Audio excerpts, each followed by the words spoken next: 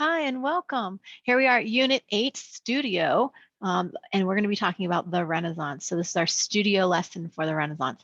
So let's take a look here at our learning objectives. We're going to draw and paint a self-portrait that demonstrates the realistic facial features, details, and colors using the pyramid configuration and incorporating either the scientific or atmospheric perspective layout for our composition. So let's take a look here.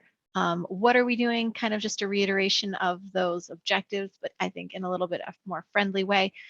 We will create a self-portrait painting based on artwork and techniques that we've studied in this unit.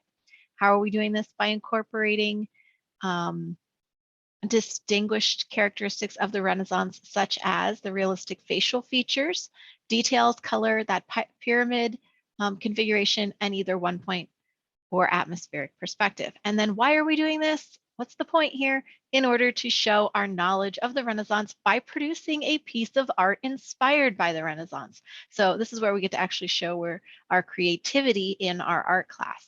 So I'm really excited about this. So today's goal, we're going to break this down into multiple days of what we need to accomplish.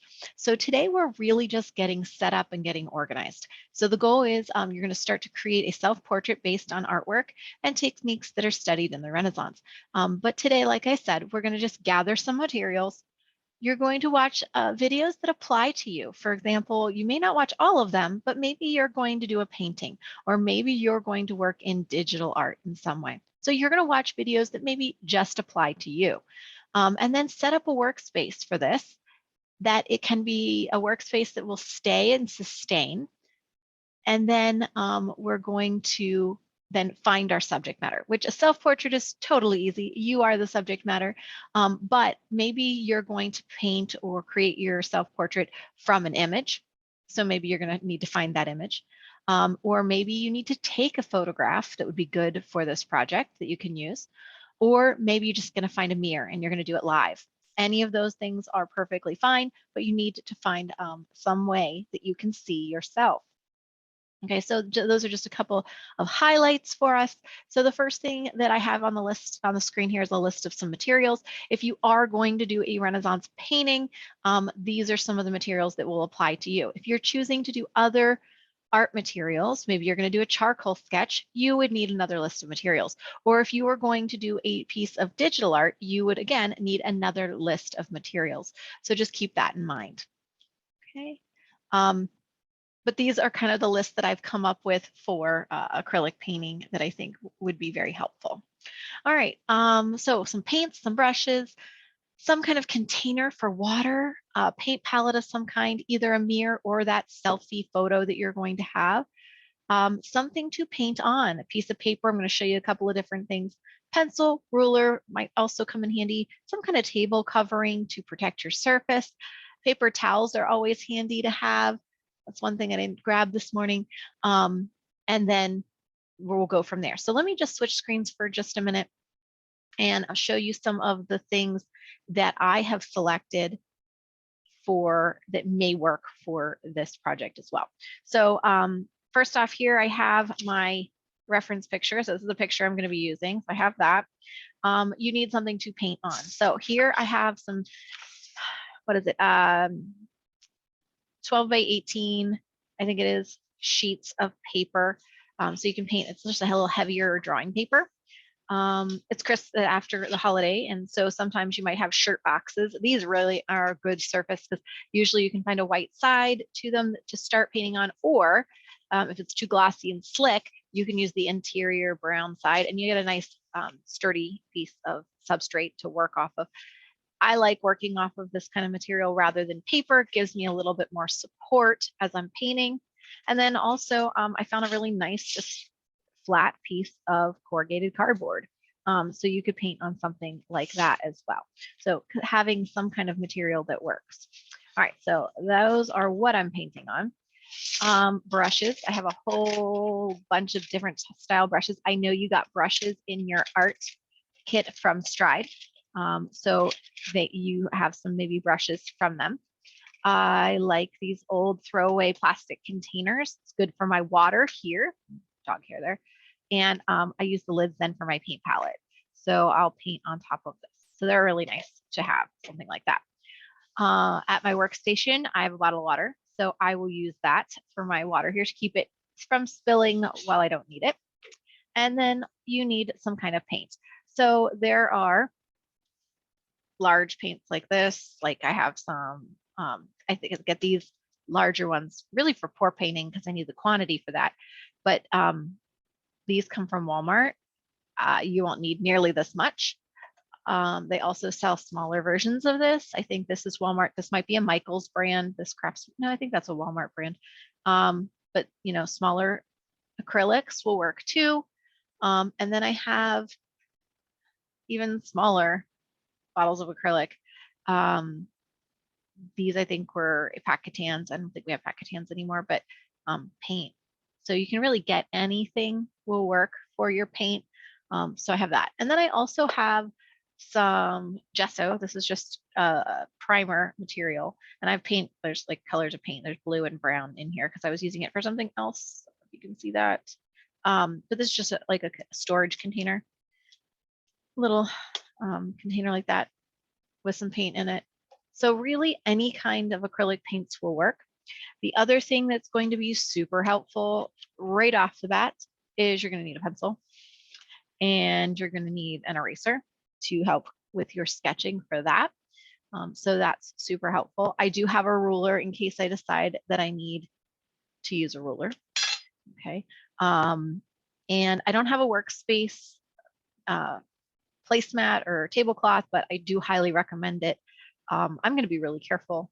But if you're working on your mother's dining room table, don't be like painting on your mom's dining room table. That could be a problem. So just be aware of that. So you might want to put newspaper down or some kind of tablecloth to protect the work surface. All right, we're going to skip back over to our screen and continue to look here at what else we need to be aware of as we think about this project. Okay, so I think we're there. We need to be prepared. You're going to make a unique self-portrait. So think about, for example, your hairstyle. What kind of clothing are you wearing? Do you want a hat or a scarf? Do you have necklaces on or earrings on? Those kinds of really interesting accessories will make this more personal to you and make this stand out. And when you have that connection to a piece, you're more going to be happier with it in the end, and you're going to put more effort into it, and you're going to have a better all over experience. So really consider what kind of hairstyle, accessory, scarf, and stuff like this. In my self-portrait that I came up with here, I have a really messy hairstyle. And it's just because that's the casual day that we were hanging out at the beach. So I'm going to get rid of these people in the background. Those are my in-laws and family, but we can just focus on me and that 1 point perspective bridge there kind of behind me. So that's kind of interesting and helpful there. Think about clothing, think about color. I am wearing a green brown top in this. I may change the color on this just to make it a little more exciting. And then also the last thing I want you to think about as you're preparing and getting set up today is find a workspace that you can leave set up. This would be really time consuming if for the next 5 days, every day you had to gather all these materials and pick up and start and finish. So find a workspace that you can kind of use from the beginning of this project until the end of this project so that you don't have to keep setting up and finding and organizing yourself each time. So those are some things I want you to think about to get prepared today. I pulled out some key vocabulary. We're not going to go through all of these, but things like when we talk about that pyramid configuration, that's going to be super helpful and part of the overall evaluation of the painting or the piece of artwork that you create. So remember that a pyramid configuration is a way of organizing an artwork using a geometric shape, the triangle, where the main objects of the artwork fit within that triangular space to give the artwork a sense of harmony and stability. So we'll talk a little bit about that when I lay out my composition, but it nicely fits into that triangular configuration or the pyramid configuration. So that's something to consider. I didn't highlight this in the color, but there's also that 1 point perspective, which is that mathematical system that artists are using to show depth in the painting by drawing lines that converge those orthogonal lines converging on a horizon line, and that where they meet would be considered that vanishing point. So something to consider there as well. And then we'll get into, proportion, because that's also going to be a huge part of this graded assignment. But proportion, real quick, is the relationship of one part to another part to create a pleasing balance between parts of the whole. And we'll talk specifically about the proportion of a human face as we move forward with this. Okay, but there's a couple of other things there you might be interested in. We're going to go ahead and move to the next one. So here's where I was talking about, there are these 3 different videos. So traditional Renaissance painting, this was a really great video that I found. If that's something that you want to watch, you might be really interested in watching that video today to kind of get a sense of, what it took to truly paint in the Renaissance style. If you want to use a digital form, this is a really great, if you have an iPad or an iOS system, you can use Procreate. Procreate is wonderful. And then if you want to do this project just in pencil and charcoal, that would be perfectly fine and acceptable as well.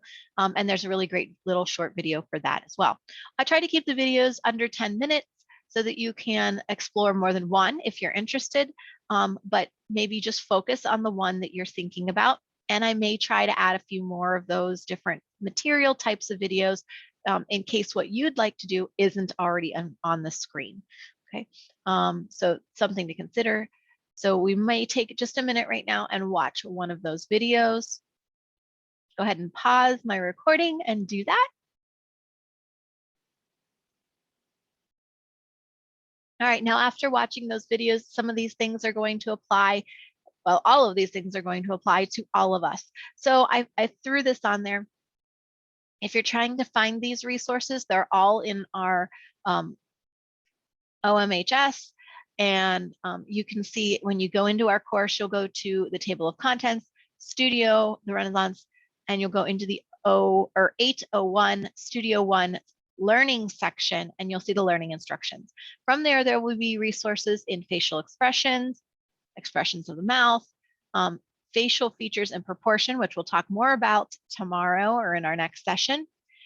And then there's here Italian Renaissance characteristics, things like, where is it? The pyramid configuration, which is going to be super important. Or when you want to either think about the scientific perspective or the atmospheric perspective, those are some things that may come into play as well. But all of this was important in the Renaissance. So you can pull from any of those things if you would like.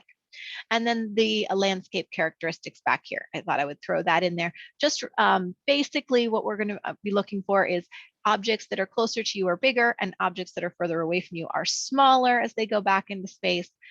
The focal point or the subject matter of the piece is going to be in high detail, whereas the background does not have to be in high detail at all.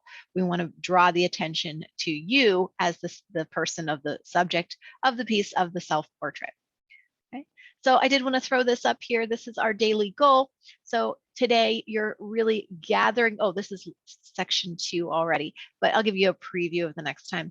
So the next time we're going to be sketching and things, but today all I want you to do is gather your materials, find everything that you need to do, get a solid foundation and a direction on what is the artwork that you are going to need. And here, so like I have my picture here that I'm going to use and my substrate or my material I'm going to be painting on. Have those things ready, because tomorrow when we get together, we're going to start talking about that proper proportions of the face and that pyramid configuration so that we can get those things nailed out in our painting. And then from there, we'll go and you'll get started with the actual drawing and under sketching. And then after that, you can start adding your color. So if you have any questions or concerns, please reach out and let me know. Otherwise, good luck finding a workspace, finding your image, and finding all the materials that you want to use, and watching those videos and researching the material that you are choosing to do your project in. Okay, hope that's helpful. If you need anything, let me know.